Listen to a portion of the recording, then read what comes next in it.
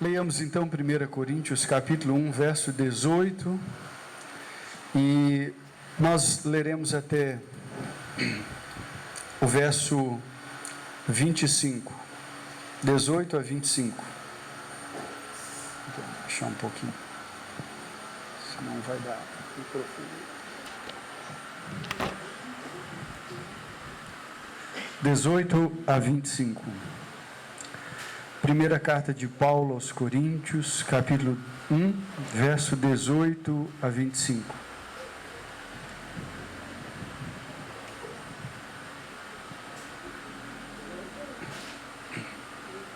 Amém? Leiamos então, acompanhe a leitura na sua Bíblia, nos diz assim: certamente a palavra da cruz é loucura para os que se perdem, mas para nós que somos salvos, poder de Deus. Pois está escrito: destruirei a sabedoria dos sábios e aniquilarei a inteligência dos instruídos. Onde está o sábio? Onde o escriba? Onde o inquiridor deste século? Porventura não tornou Deus louca a sabedoria do mundo? Visto como na sabedoria de Deus o mundo não o conheceu por sua própria sabedoria, aprove a Deus salvar os que creem, pela loucura da pregação. Porque tanto os judeus pedem sinais, como os gregos buscam sabedoria. Mas nós pregamos a Cristo crucificado, escândalo para os judeus, loucura para os gentios. Mas para os que foram chamados, tanto judeus como gregos, pregamos a Cristo, poder de Deus e sabedoria de Deus. Porque a loucura de Deus é mais sábia do que os homens, e a fraqueza de Deus é mais forte do que os homens. Amém? Ainda leremos para a nossa compreensão melhor, 2 Coríntios, ou 1 Coríntios, capítulo 2, verso 5, só o verso 5, ainda na mesma carta, 1 Coríntios, capítulo 2, verso 5, próximo capítulo, somente o verso 5, que nos diz assim: para que a vossa fé não se apoiasse em sabedoria humana, e sim no poder de Deus. Vamos orar mais uma vez. Espírito Santo de Deus, obrigado por tudo que o Senhor nos tem dado, especialmente a Tua palavra, que é a verdade. Dirige-nos pelo Teu Espírito, ó Pai, na Tua palavra, para que aprendamos um pouco mais sobre a razão da nossa fé. Obrigado, Senhor, por esta noite, no nome de Jesus. Amém. Amém. Meus irmãos, a cruz de Cristo é, sem dúvida, o elemento mais estranho nas religiões. Nós vimos como os símbolos das religiões são de ostentação ou de sabedoria ou de conhecimento. Mas o símbolo do cristianismo é uma cruz. É como se você, nos dias de hoje, você pensasse no seguinte: qual é o instrumento de prisão, de condenação dos piores bandidos hoje? Então você pensaria, por exemplo, na imagem de um presídio, ou nos Estados Unidos de uma cadeira elétrica, coisa desse tipo. Então, se o cristianismo surgisse hoje, o símbolo do cristianismo, por exemplo, poderia ser um presídio, a fachada de um presídio, uma cadeia, imagina, ou então uma cadeira elétrica, para todo mundo ficar olhando e dizendo: mas que coisa interessante. O cristianismo, ele nasce e ele cresce e ele tem este símbolo horrível Na cabeça daquelas pessoas, então, que viam o símbolo da cruz, viam a cruz, ou viam isto como símbolo do cristianismo, tinham uma impressão horrível. Por que então nós nos agrupamos, nós nos reunimos de uma forma, diante de um símbolo tão esquisito e estranho? Uma das coisas mais impressionantes da cruz é o poder que ela tem de humilhar, sendo um instrumento de humilhação. Porque todo ser humano busca, na verdade, o poder.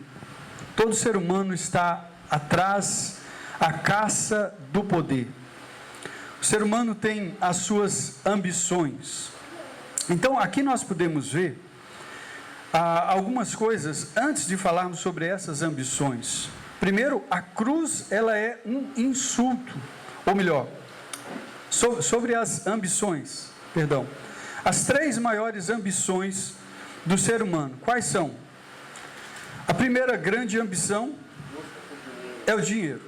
É o dinheiro. Dinheiro é uma das grandes ambições humanas. A segunda é a fama. É de você ser reconhecido. O dinheiro trata da questão das posses. De você ter posses, de você ter coisas. Já a fama trata do seu reconhecimento como pessoa. Olha, aquela pessoa ali é uma pessoa que faz isso e aquilo outro. Olha essa pessoa, né? É sair na fita.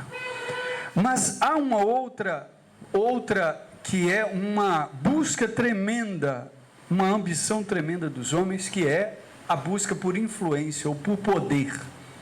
A capacidade de controlar outras pessoas, de dirigir e de controlar outras pessoas. Essas são as maiores ambições.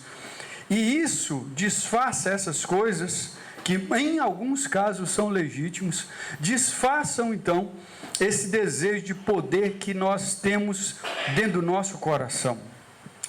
A cruz, no entanto, ela vem para quebrar essa arrogância. A cruz, então, ela é o poder de Deus que se aperfeiçoa no meio da fraqueza. Deus, ele age assim, é o poder que se aperfeiçoa na fraqueza. Deus escolhe a fraqueza para trabalhar. Deus escolhe o caminho estranho, um caminho mais esquisito. Então, se você se sente fraco em alguma coisa, em alguma área da vida, lembre-se da cruz. Olhe para a cruz. A cruz é o maior exemplo de que Deus escolhe fracos e pessoas fracas e as fraquezas nossas para trabalhar nela. A cruz era o absoluto escândalo para aqueles que adoravam o poder. A cruz, quem adora o poder, olha para a cruz e diz: mas como é que pode escolher uma coisa dessa? A cruz é ainda loucura para os intelectualmente arrogantes. As pessoas mais arrogantes intelectualmente não conseguem compreender a cruz. A cruz é estranha demais. Eu tenho o hábito de ouvir e ler pessoas, até mesmo, em algumas vezes, pessoas que não são cristãos e são os grandes intelectuais aí do Brasil. Eu gosto de saber e ver alguma coisa só para ver a cabeça deles em algum momento. Mas eu acho até engraçado algumas vezes, porque eles conseguem chegar e falar assim: olha, a verdadeira compreensão da vida é quando você consegue amar o próximo como a si mesmo. Outros dizem: olha, o verdadeiro pregador é Cristo, que ensinou assim: ame o próximo como a mim mesmo, como eu vos amei. Mas eles não conseguem chegar à cruz. Eles vão assim e dizem: olha, ama o próximo. Mas quando chega na cruz, eles se calam. Sabe por quê? Porque a cruz é o amor louco de Deus, onde é a maior fraqueza, é a coisa mais absurda que existe. E nenhum intelectual chega lá na cruz, a não ser que ele tenha sido regenerado. A cruz, então, é a loucura de Deus para enlouquecer os que se dizem sábios nesse mundo. Apesar do que a cruz possa parecer, ela não é a fraqueza, mas o poder de Deus, não é a loucura, mas é a sabedoria de Deus. É isso que Paulo está dizendo aqui nesse texto que nós estamos afirmando. Essa cruz, onde Cristo morreu, o que Cristo fez ali, é a loucura que se tornou sabedoria, a fraqueza que se tornou o quê? Poder de Deus. Irmãos, ali se demonstra o grande poder de Deus. Muita gente anda buscando poder. Eu quero ver o poder de Deus, eu quero ver o poder de Deus, eu quero ver o poder de Deus, né? Eu quero ver o poder de Deus. Você quer ver o poder de Deus? Olhe para a cruz. E se você não vê o poder de Deus na cruz, dificilmente você vai ver em algum outro lugar. Você diz: eu quero ver palavras sábias, palavras prudentes, sabe? Vá até a cruz, pois na cruz você vai ver toda a sabedoria de Deus reunida ali naquela cruz. É ali na cruz que concentra toda a sabedoria. Hudson Taylor então afirmou no século XIX: todos os gigantes de Deus foram pessoas o quê? Fracas. Pessoas fracas. E por falar em pessoas fracas, eu quero citar um exemplo de pessoas fracas. Quando você olhar para a cruz, lembre-se que a fraqueza nossa, deve achar esperança naquilo que Cristo fez. E um exemplo que eu quero deixar é o de Spurgeon. Charles Spurgeon, ele era um pregador jovem. Ele é um exemplo histórico notável desse princípio do poder da fraqueza. Nos diz aqui, nessa seleção que nós fizemos de um texto, diz assim: em seus primeiros dias como pregador, algumas vezes ele gaguejava. Pregador gaguejando. Ao longo de toda a sua vida, ele lutou contra a depressão. Quem era Spurgeon? O príncipe dos pregadores, o maior pregador que já teve, depois de Paulo. Ele lutava com o quê? Com a depressão. Se fosse hoje, nós íamos pôr as mãos na cabeça de Spurgeon e dizer: sai, demônio da depressão. Né? É a verdade ou não? Lutou com a depressão. Mais tarde, teve frequentes ataques de quê? De gota. Eu nunca tive, graças a Deus, mas disse que é horrível.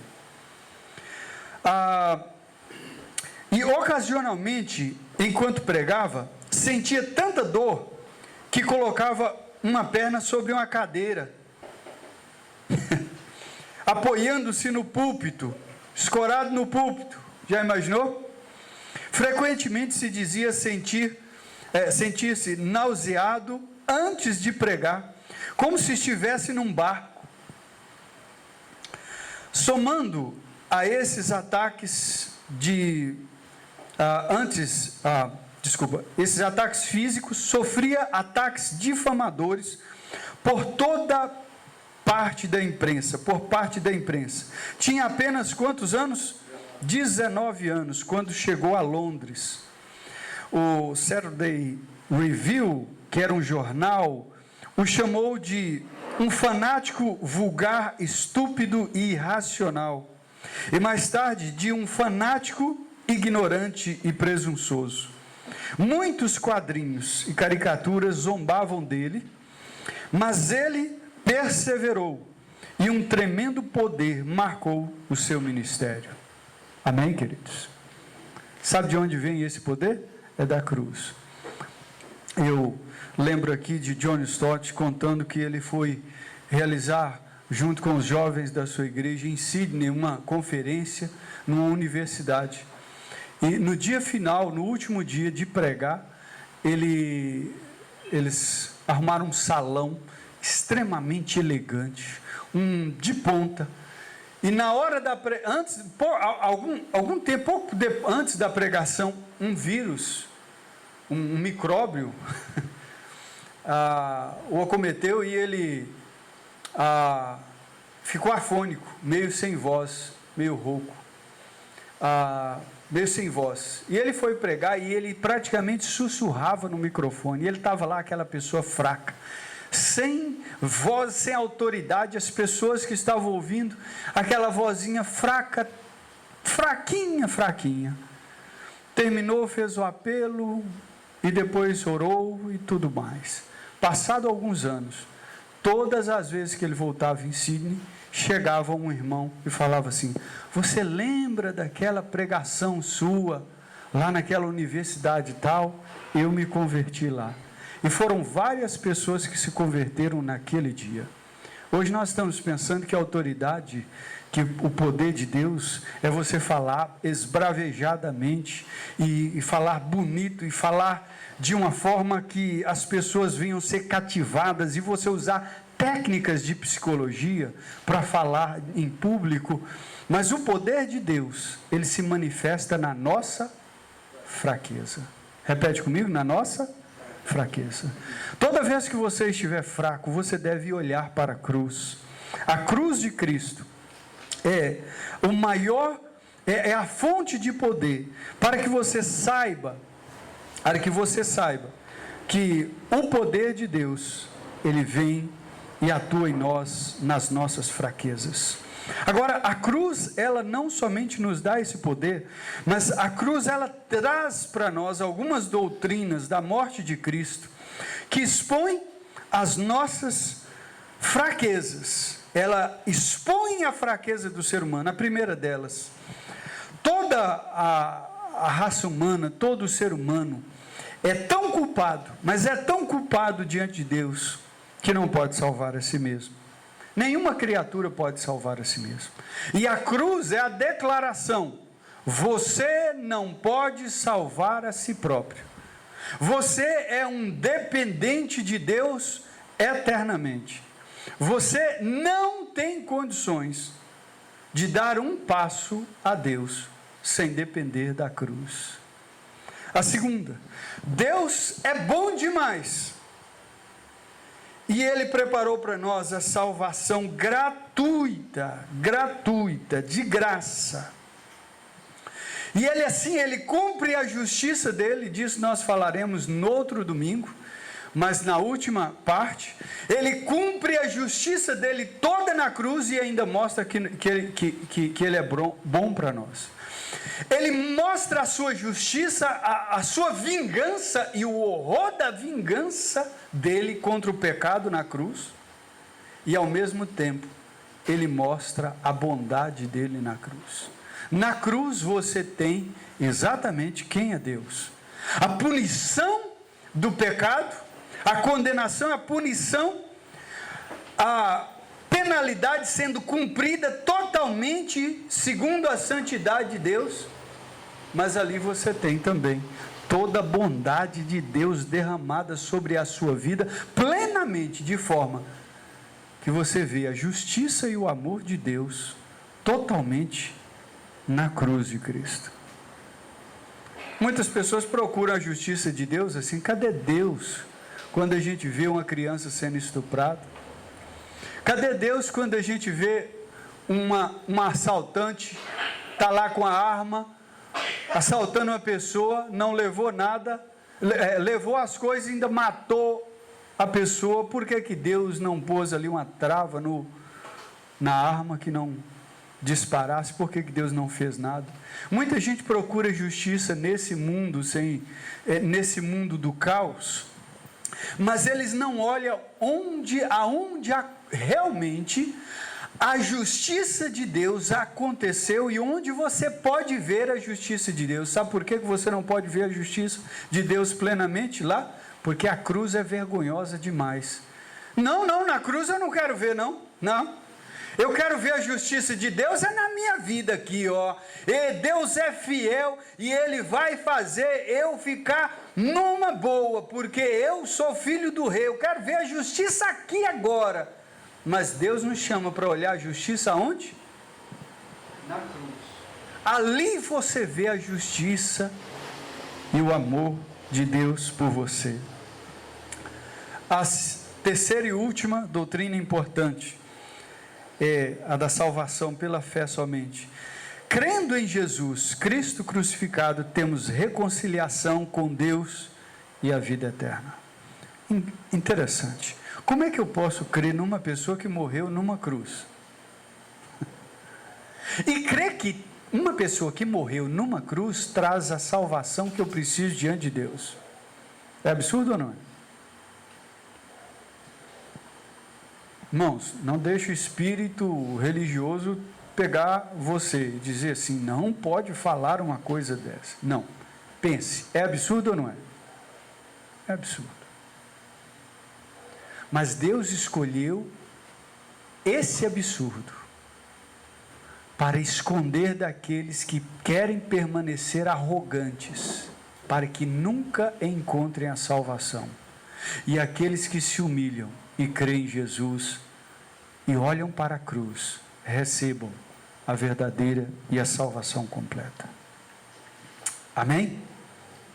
Glória a Deus. Amém. A cruz mostra nosso Salvador como ninguém gostaria de ver. Quando Jesus foi à cruz, antes de Jesus ir à cruz, o que ele fazia? O que Jesus fazia? Ele fazia tanta coisa espetacular. Ele curava pessoas das doenças mais simples, as doenças mais complicadas. Teve um dia que ele expulsou uma legião de demônios de uma pessoa com uma só palavra. Com uma só palavra. Uma legião inteira com uma só palavra. De demônios. Ele ressuscitou pessoas que estavam por exemplo, Lázaro, que estava há 4 dias morto. Agora, este mesmo Jesus, que fez todas essas coisas, chega à cruz, ou melhor, chega ao julgamento, vamos pegar um pouco antes, e eles questionam ele, e ele fica o quê? Caladinho. E não responde. Ele tem toda a razão, toda a verdade, todo o direito, mas ele não questiona, ele fica ali como ovelha muda, não abriu a sua boca. E ali ele está caladinho. Mas aquele que tanto falou, tanto ensinou, combateu os argumentos mais complicados que foram jogados sobre ele. Ele combateu com uma maestria tremenda que deixava todo mundo de boca aberta. Agora ele não fala nada. Quando ele vai ser crucificado, ele tem ali uma guarnição que vai conduzi-lo à cruz, mas aquele que expulsou uma legião de demônios não faz nada com guardinhas romanos, que com uma palavra ele podia acabar com tudo. E ele morre na cruz, ele morre naquela cruz. Escute bem, tendo todo o poder para não morrer ali. É interessante que quando Pedro pega e o Malcolm chega e corta a orelha, tem a orelha cortada, o soldado, né? Pedro lança a mão da espada e corta a orelha do soldado Malcolm. Jesus diz, olha, você não sabia que eu podia trazer aqui uma legião, uma miríade de anjos aqui e acabar com isso, não? Estou colocando aqui nas minhas palavras. Quer dizer, ele fez tudo aquilo ali de propósito. Ele morreu de propósito. E ele diz, foi para isso que eu vim. Eu vim foi para morrer numa cruz. Eu vim para este momento, para esta hora. Irmãos, foi isso que enfureceu, acima de tudo, o coração daquelas pessoas. Diz o apóstolo Paulo, por exemplo, aos Coríntios, o seguinte: a palavra da cruz é o quê? Loucura para os que perecem. É loucura para os que perecem. A pregação da cruz é uma pedra de tropeço para o judeu e loucura para os gregos. Foi o que nós acabamos de ler aqui no nosso texto. Se você olhar no texto, olha aí comigo 1 Coríntios 1, verso 23, verso 22 e 23. Olha só o que nos diz. Porque tanto os judeus pedem sinais, como os gregos buscam sabedoria. É importante lembrar o contexto lá de Corinto. Corinto, como uma cidade tipicamente grega, era uma cidade composta, também tinha judeus morando ali. Então, tinha ali o choque das grandes questões daquela época. Os grandes religiosos, quem eram? Os judeus. Os grandes filósofos, quem eram? Os gregos. Então, os judeus religiosos faziam o quê? Nós queremos um sinal. Prova o poder do Senhor fazendo algum milagre, alguma coisa espetacular. Prova que o Senhor tem poder para nós, nós queremos o poder do Senhor mostrado a nós. Lá em Mateus 12 diz que os judeus fizeram isso, pediram a Jesus um sinal, e Jesus diz assim: nenhum sinal será dado a essa geração incrédula, senão de Jonas, o de Jonas, que ficou o quê? 3 dias no ventre de um peixe. E a que Jesus se referia? Que Cristo, Ele mesmo, estaria morto durante 3 dias. Esse era o único sinal que Deus daria para aquela geração que pedia sinais, sinais, sinais, milagres, milagres, milagres. E aí Deus diz aos religiosos: a vocês eu dou um sinal. Qual é? A cruz, a morte de Cristo na cruz. E os gregos, que buscam sabedoria, que buscam a filosofia, que buscam o entendimento humano, aquele que se pode se gabar e dizer: olha como ele tem uma articulação maravilhosa. Naquela época, irmãos, a matéria principal que estava em voga na época, nas disciplinas das escolas, era a retórica. A capacidade de falar em público e falar muito bem, e falar bonito. E as pessoas saíam de longe para ir nos pátios, nas praças, nos lugares, verem, ouvirem os grandes oradores. E eles falavam de assuntos diversos, de política até de religião, de tudo. E ali as pessoas amontoavam, sabe assim, quando aqui no Brasil se junta muita pessoa para ver o futebol, São Paulo e Corinthians, por exemplo. Gente, mas lá se juntava muita gente, e Paulo chega para pregar ali, e Paulo tem todas as técnicas de retórica que ele já tinha aprendido tanto nas escolas com Gamaliel e tantos outros. Ele é especialista nisso, mas o que ele faz? Ele não usa suas técnicas de retórica, mas o que ele faz? Verso 23, vamos ler o verso 23 bem forte. Mas nós pregamos a Cristo crucificado. Olha, nós não pregamos filosofia, nós não pregamos sabedoria humana, nós não procuramos fazer milagres. Os judeus pedem milagre, nós não estamos procurando aqui, não viemos aqui em Corinto fazer milagre, não viemos aqui para isso. Se Deus quiser fazer, amém. Mas não viemos aqui para isso. Não viemos aqui em Corinto não só para não fazer milagres, nós não viemos aqui também para expor inteligência, sabedoria e filosofia humana. Nós viemos aqui para quê? Para quê, irmãos? Para pregar Cristo e Cristo crucificado. O que é isso? O que é isso? Cristo crucificado? Não tinha uma mensagem mais estranha e mais vergonhosa, não? Pois é, essa aí. E essa mensagem é o que para eles? Escândalo para os judeus. Não, nós queremos milagres, os judeus diziam. E para os gentios? Loucura. Não, isso é loucura. Um Cristo, o Filho de Deus, morrer numa cruz como o camarada mais pobre, a pessoa mais fraca, aquele que tinha poder de fazer tudo e de repente não virou nada. E este aí é o Salvador? Só se for Salvador seu, porque meu não é, diz o sábio. Mas nós pregamos a Cristo. Você sabe de onde vem o nosso poder e a nossa força? Deve vir da cruz. Se o seu poder, se a sua capacidade de vencer as coisas vem da sua própria capacidade pessoal, tem algo errado aí. Tem algo errado aí.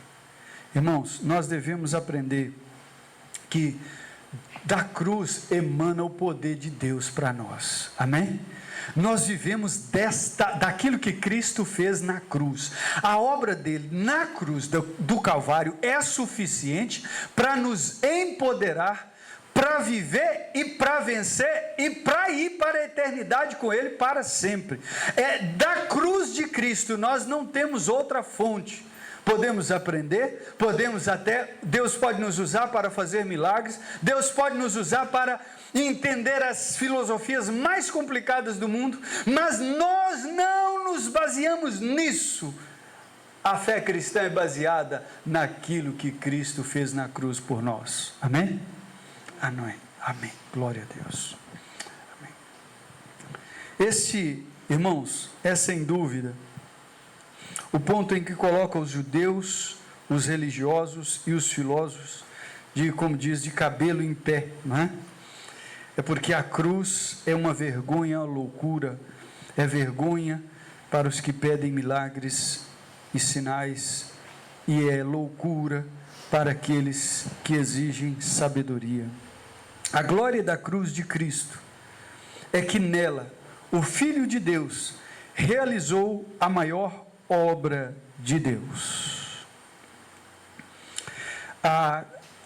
Aqui está a grande questão. Vamos ler esses dois textos, esse texto que está aí, vamos ler? O Filho do Homem não veio para ser servido, mas para servir e para dar sua vida em resgate de muitos. Ali, Cristo Jesus cumpriu a missão de Deus por nós. Ali, Cristo Jesus nos salvou dos nossos pecados, da nossa perdição. Ali, Deus operou e realizou a grande obra de reconciliação. O homem natural quer gloriar-se em si mesmo. E a cruz proclama exatamente o quê? Aquele que se gloria, glorie-se no Senhor e nele somente. Então, vamos passar para uma parte prática aqui para a gente encerrar esta mensagem. O que a cruz nos ensina diante de tudo isso?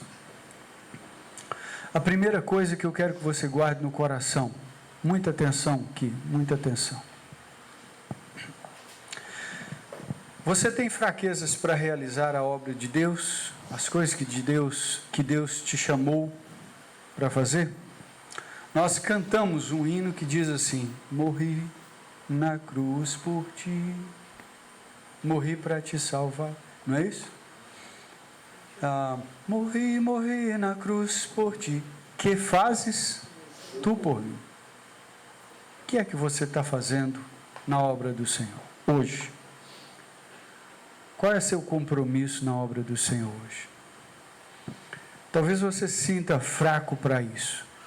Eu quero dizer para você, em nome de Jesus hoje, olhar para a sua fraqueza e concentrar-se nelas é uma idolatria. Mas essa idolatria posta na cruz é uma idolatria, você sabe por quê? Vou explicar antes que alguém confunda. Como é que eu posso idolatrar a minha fraqueza? Sabe como? Você não idolatra a sua fraqueza. Quando você olha demais para ela, você está dizendo assim: se eu fosse forte de mim mesmo, eu faria a obra do Senhor. Notou? Então, já que eu sou fraco, eu não faço a obra do Senhor. Então você está confiando na força que você poderia ter. E isto é idolatria.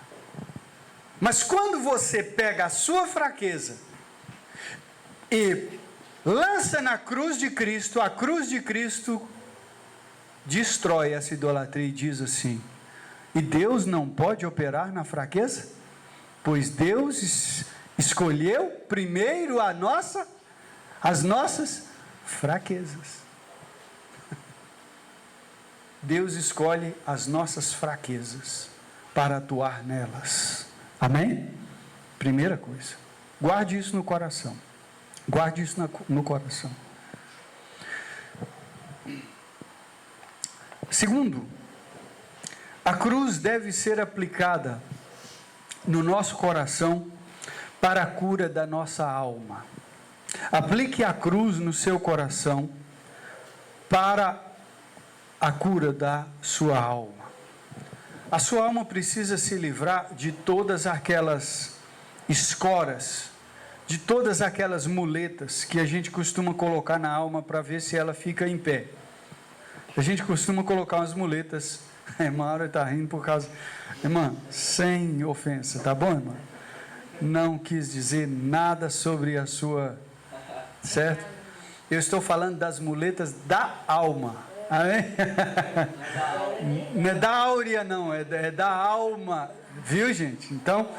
Então, as muletas da alma, às vezes a pessoa nem tem certa idade assim, e ela já tem muitas muletas na alma. São aqueles recursos que você usa para sobreviver, para não depender da obra de Cristo. E você não depende da obra de Cristo. Você faz tanta coisa para não depender da obra de Cristo no seu coração. Por exemplo, pense no seu relacionamento em casa. Quais são os artifícios que você usa para ter uma vida em paz dentro da sua casa? Geralmente a gente usa, por exemplo, alguns artifícios como a bravura, né? Eu quero que a pessoa faça a coisa certa e a gente começa a apelar com a pessoa, não é assim? Hã? E a gente começa a brigar. Agora foi a Alessandra que falou né? Mas agora não é físico, não. Então a gente começa a usar aquela pressão para ver se o outro cumpre o que a gente está querendo. E muitas dessas vezes nós não estamos confiando na obra de Cristo. Nós estamos usando das atitudes da carne. Algumas vezes, eu quero que você preste atenção. Como é que você trata seu pai, sua mãe, seu irmão, seu esposo, sua esposa dentro de casa? Há uma cruz de Cristo quebrantando o seu coração? Pense nisso hoje. Que a cruz de Cristo lá, matando Cristo, é bonita, né? Porque ele morreu no nosso lugar, né? Mas e a cruz de Cristo aplicada no nosso coração? Como é que fica? Jesus diz assim: quem quer vir após mim? Mateus 16, 24, o que diz? A si mesmo se negue. Cada dia tome a sua cruz e siga-me. Ele está chamando para aplicar a cruz dele no seu coração. Assuma. Você é uma pessoa ríspida dentro da sua casa, grosseira, dura. Aplique a cruz de Cristo no seu coração, meu irmão. Você tem que mudar essas atitudes.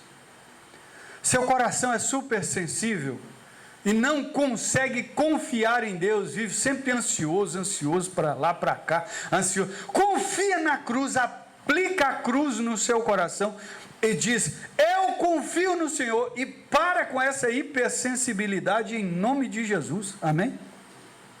Seu coração é duro assim, daquele tipo: quando eu tomo uma decisão, se ninguém me muda, ignorante, né? Eu sou assim, aquela travada, aquele negócio assim. Aplique a cruz de Cristo no seu coração, porque a cruz de Cristo diz que nós somos duros, e essa dureza é pecado, e nós temos que amolecer o nosso coração, chegar aos pés da cruz com o coração amolecido. Amém? Você está me entendendo? Está entendendo? Eu estou resumindo muita coisa. Olha, daqui está a aplicação, e eu tenho certeza que aqui, nesta mensagem, está a solução para os problemas dentro do nosso lar e da nossa família. Aplique a cruz de Cristo no seu coração, de tal forma que o poder de Deus flua do seu coração e nas suas fraquezas. O poder de Deus haja na sua casa, no seu lar, nas pessoas, nessa cidade. Amém, querido? Amém? Aplique a cruz de Cristo. E a última palavra que eu quero deixar é o seguinte: agarre-se a isso e põe isso como prioridade no seu coração. Estude sobre isso. Vá adiante. Não deixe de ler, de estudar, de buscar na palavra e de meditar nisso para o seu coração. Caso isso não aconteça, seu coração não será transformado. Não há transformação dos nossos corações sem que nós apliquemos a cruz de Cristo a Ele. Amém? Próximo domingo, se Deus quiser, nós estaremos encerrando sobre a glória da cruz. Vamos orar? Eu quero pedir a você que ore pelo seu próprio coração e decida na sua vida hoje não ter a cruz de Cristo assim como uma coisa distante, aquele negócio que aconteceu há 2000 anos atrás e foi bom para mim. Para com isso. A cruz de Cristo é aqui e agora, é na sua vida hoje. Conserte a sua vida hoje com Deus. Aplique a cruz de Cristo no seu coração. Tire a arrogância. Tire toda arrogância. Pare de confiar em coisas vãs, em coisas que nunca vão trazer o verdadeiro sentido para a sua vida. Ore comigo. Senhor Jesus, pedimos ao Senhor perdão pelos nossos pecados. E muitas vezes nós temos, Senhor, nos arrogado, Senhor Deus, das coisas que nós fazemos. Nós temos estado, Senhor, arrogantes com aquilo que pensamos ser o mais certo, o melhor da nossa cabeça e não nos voltamos a Ti em dependência e em oração.